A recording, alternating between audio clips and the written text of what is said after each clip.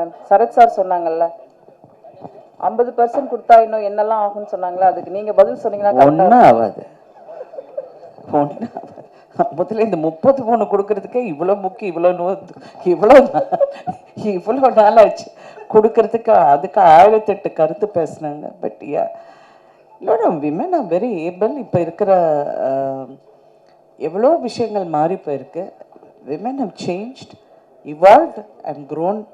So டெஃபினட்டாக அவங்க வந்து சிறப்பாக செயல்பட முடியும். Thank you ma'am. ஆனால் சினிமாவில் மட்டும் அது வேற கதை. அவர் இப்படி பார்க்குறாரு பாரு. பட் சினிமாவில் வந்து அஃப்கோர்ஸ் இட்ஸ் அ மேல் டாமினேட்டட் இண்டஸ்ட்ரி. இருந்தாலும் அப்படி இருந்தும் நாங்கள்லாம் இப்போ வந்து இந்த மாதிரி கேரக்டர்ஸ் வந்து வேறு வேறு பரிமாணத்தில் எழுதுறாங்கன்னா இட் இஸ் சேஞ்ச்ட். அந்த சேஞ்சை வந்து நம்ம அப்ரிஷியேட் பண்ணோம். மாற்றம் ஒன்று தான் உறுதியானது. அதனால அந்த மாற்றத்துக்கு வந்து நம்ம அது இன்னும் சிறப்பாக நம்ம செய்யப்படும். It's very nice. Thank you ma'am.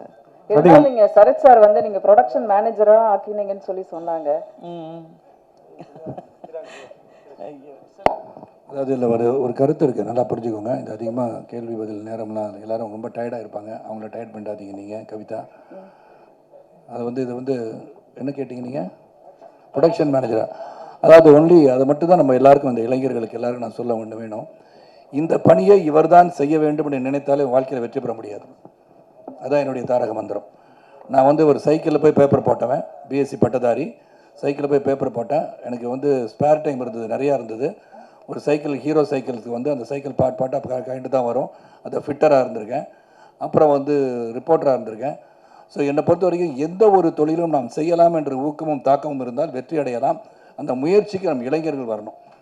ஏன்னா இன்றைக்கி வந்து ஒரு டேபிள் தொடச்சா கூட தப்பு கிடையாது. எந்த ஒரு தொழிலும் நீங்கள் செய்யும் போது அது நியாயமாக உங்கள் மனசிற்கு பிடித்த வேலையாக இருந்தால் அது உங்களுக்காக, உங்களுடைய பொருளாதார உயர்வுக்காக நீங்கள் போராடுறீங்க ஒழிய அதை பற்றி நீங்கள் இழிவாகவே நினைக்க வேண்டாம். ஆனால் என்ன ப்ரொடக்ஷன் மேனேஜர்னு சொன்னான்னு பரவாயில்ல, டீ சப்ளையராக சொன்னால் கூட நான் ஒர்க் பண்ணுவேன். Because that is what I have been. அந்த hard work is what is see in Sarathkumar. Thank you sir. Athika madam, இது அரசியல் கதை இந்த மேடம், அரசியல் கதை. நீங்களும் அரசியல்வாதியானால கேட்குறோம். பாலன் சார் சொன்னார் பீகார் ஜார்க்கண்ட்லாம் நம்மளை விட ரொம்ப பின்னால் இருக்குன்னு. தமிழ்நாட்டை பொறுத்த வரைக்கும் 234 எம்எல்ஏ இருக்காங்க. அதில் வெறும் 12 பேர் தான் பெண் எம்எல்ஏ. 35 மினிஸ்டர் இருக்காங்க, வெறும் 2 பேர் தான் பெண் மினிஸ்டர். ஏன் அரசியலில் மாத்திரம் பெண்கள் முன்னேற முடியல? அது யார் தடுக்கிறா சார்? அது வந்து தடுக்கிறது வந்து நிறைய பெண்கள் வந்து சில டைம் அப்படியே பின் வாங்கிடுறாங்க.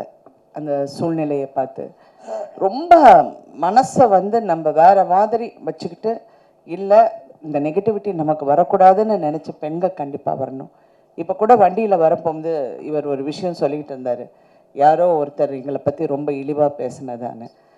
என்ன பண்ணலான்னு நேராக போய் ஒரு பலார்னு ஒன்று அடிச்சுட்டு வந்துடலாங்க அப்படின்னு. நீ ஒன்றும் பேசாத, நீ பேசாமல் வான்னாரு. ஆனால் இட் இஸ் நம்ம இனிமேல் அந்த மாதிரி பதில் சொன்னாதான் எனக்கு, நான் அவருக்கும் எனக்கும் அது ஒரு கருத்து வேறுபாடு போயிட்டு வரும். யாராவது தப்புனா நான் தப்புன்னு நான் சொல்லிடுவேன், அவர் சொல்ல மாட்டார். கொஞ்சம் பேசாம இரு அப்படிம்பாரு.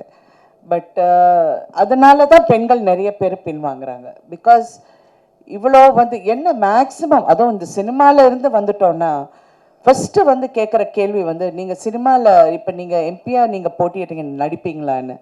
நான் கேட்குற ஒரே இது, எந்த ஆம்பளை கிட்ட நீங்கள் இந்த கேள்வி கேட்பீங்களான்னு? ஏன் அவங்க வேலை செஞ்சு அவங்க வந்து எம்பியாக இருப்பாங்க, அவங்க எம்எல்ஏவாக இருப்பாங்க, நாங்கள் இருக்க மாட்டோமா? இருப்போம், எல்லாமே செய்வோம். எனக்கு டைம் மேனேஜ்மெண்ட் என்னென்னங்கிறது எனக்கு தெரியும். So I think I'm prepared for all that அப்படிங்கிறது. ஸோ இந்த மாதிரி இந்த நோஷனை ஃபைட் பண்ணுறதே ஒரு பெரிய வேலையாக இருக்குது. வேலை செய்கிறத விட அதனால தான் நான் வந்து மதிப்புக்குரிய ஜெயலலிதா அவர்களை ரொம்ப அட்மையர் பண்ணேன். Because she could be bothered about anything.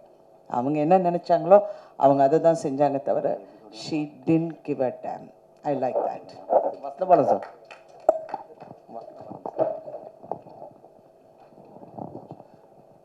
சொல்லுங்கள் சார். சார் ஆக்சுவலாக இங்கே வந்து ஒரு 3 கண்டெய்னர் வந்தது. அதில் ஒரு கண்டெய்னர் காணும்னு சொல்லி பல வருஷமாக தேடிட்டு இருந்தாங்க. பட் இந்த படத்துலேயும் அதே மாதிரி ஒரு கண்டெய்னர் நியூஸ் வச்சுருக்கீங்க. ஸோ இந்த பொலிட்டிக்கல் ஃபுல்லாகவே வந்து நம்ம தமிழ்நாட்டு சார்ந்து எடுத்திருக்கீங்களா? ஏன்னா அதில் வந்து மத்தியில் இருக்கக்கூடிய ஒரு மினிஷன் காமிச்சிருக்கீங்க பெரிய அளவுக்கு. ஸோ எல்லாருமே ரிலேட்டிவ் ஆகுறாங்க. நம்ம தமிழ்நாட்டு சார்ந்தது இந்த ஸ்டோரியா அந்த கண்டெய்னர் எல்லாமே? முழுக்க அந்த கதை வந்து புனைவு சார். கதையில் இருக்க எல்லாமே புனைவு. அது எதுக்குமே நீ ஒரு அர்த்தம் கற்பிக்காமீங்க. அப்போ தான் சேஃபாக நாங்கள் வந்து வெப் சீரிஸ் ரிலீஸ் ஆகும் நடக்கும். ஸோ